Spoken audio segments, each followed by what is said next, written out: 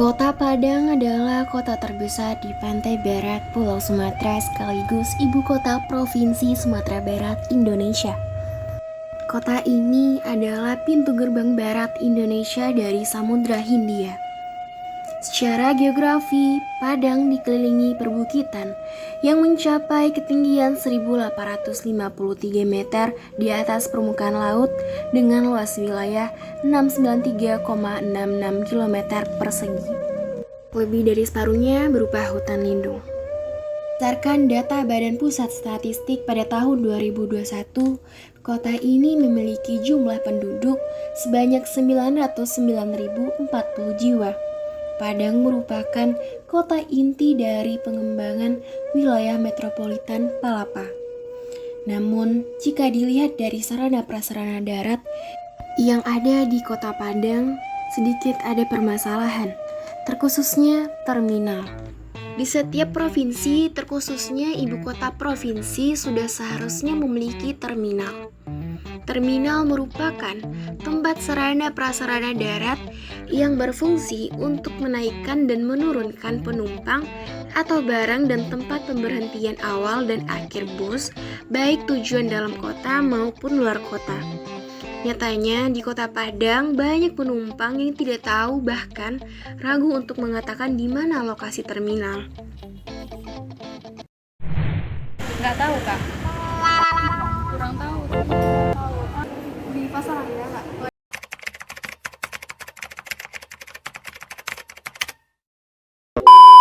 Berikut ceritanya. Terminal di kota terjadi perpindahan lokasi sebanyak 3 kali pada tahun 1972 hingga 2002 yang diberi nama Terminal Lintas Andalas, yang kini telah beralih fungsi menjadi pusat perbelanjaan yaitu Plaza Andalas. Kemudian tahun 2003 hingga 2009, Terminal Lintas Andalas dipindahkan ke Terminal Regional Bingkuang Ayapacah yang berlokasi di Jalan Bypass. Hal ini merupakan bagian dari rencana menjadikan kawasan Ayapacah sebagai pusat pertumbuhan kota baru. Pemindahan lokasi terminal ke Ayapacah tidak berjalan sesuai rencana pemerintah karena sepinya jumlah penumpang di lokasi tersebut, sehingga para agen angkutan umum lebih memilih untuk menaikkan dan menurunkan penumpang di Terminal Bayangan. Berdasarkan berita Kompas.com pada tanggal 23 Desember 2021, seluruh bus angkutan kota dalam provinsi atau AKDP, angkutan kota antar provinsi atau AKAP hingga Trans Padang wajib masuk terminal. Namun hal demikian masih banyak angkutan umum yang tidak masuk ke dalam terminal dan mengambil penumpang di Jalan Profesor Dr. Hamka, Simpang Gaung, depan Basko hingga Simpang Balai Kota Lama.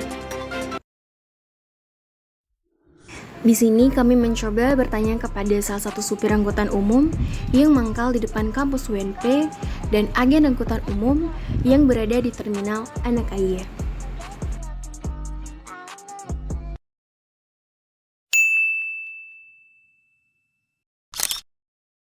Dapatnya pak? Dapatnya banyak di sini. Udah tuh pakai. Ya. Ya, kalau abang dari MPM sendiri emang udah ditugaskan di sini, terus ya naik penumpang di sini. Mahasiswa kan mana yang dekat aja, gaya yang murah kan ya.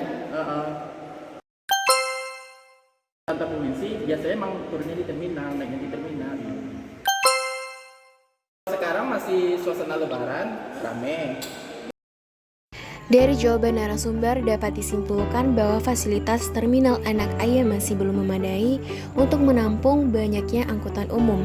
Maka dari itu para awak angkutan umum lebih memilih untuk mengambil penumpang di Terminal Bayangan. Hal ini juga didukung oleh penelitian terdahulu bahwa keberadaan Terminal Bayangan membuat Terminal Anak Ayah kurang berfungsi secara optimal.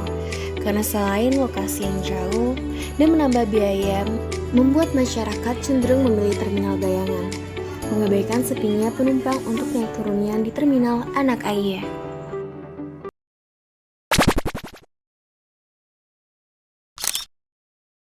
Otomatis terganggu sih, sangat-sangat ganggu kan. Kebetulan saya juga pengendara motor dan itu sangat-sangat mengganggu aktivitas ketika berkendara. Emang kalau knalpot dari bus itu juga asapnya sangat mengganggu. Akibat dari menaikkan dan menurunkan penumpang adalah kemacetan yang sangat parah di sepanjang jalan Profesor Dr. Hamka.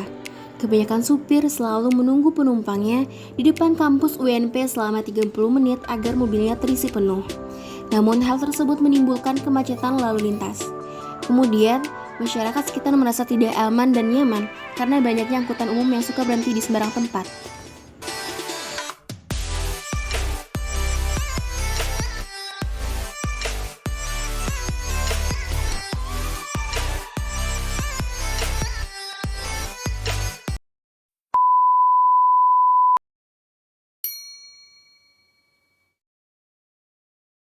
Kami telah mencoba untuk menghubungi BPTD Wilayah 3 yang dikirimkan melalui surat pada Kamis tanggal 11 Mei 2023. Namun, hingga saat ini informasi tentang diterimanya surat tersebut belum ada, sehingga kami hanya memanfaatkan informasi mengenai permasalahan sebab hilangnya fungsi terminal melalui supir, penumpang, masyarakat sekitar, dan penelitian terdahulu.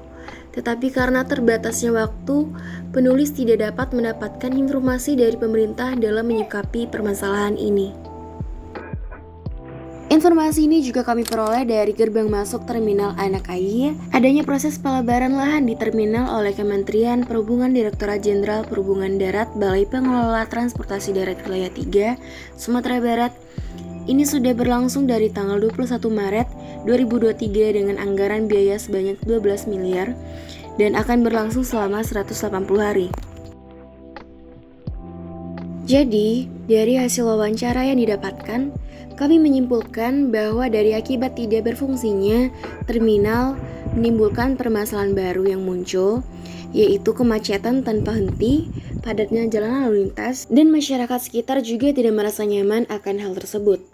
Maka dari permasalahan tidak berfungsinya terminal ini memiliki kaitan antara masyarakat, agen, dan Pemkot, yang mana masyarakat memiliki kebiasaan untuk naik angkutan umum di luar terminal. Agen angkutan umum yang menaikkan dan menurunkan penumpang di sembarang tempat, dan Pemkot yang meletakkan terminal di tempat yang tidak strategis.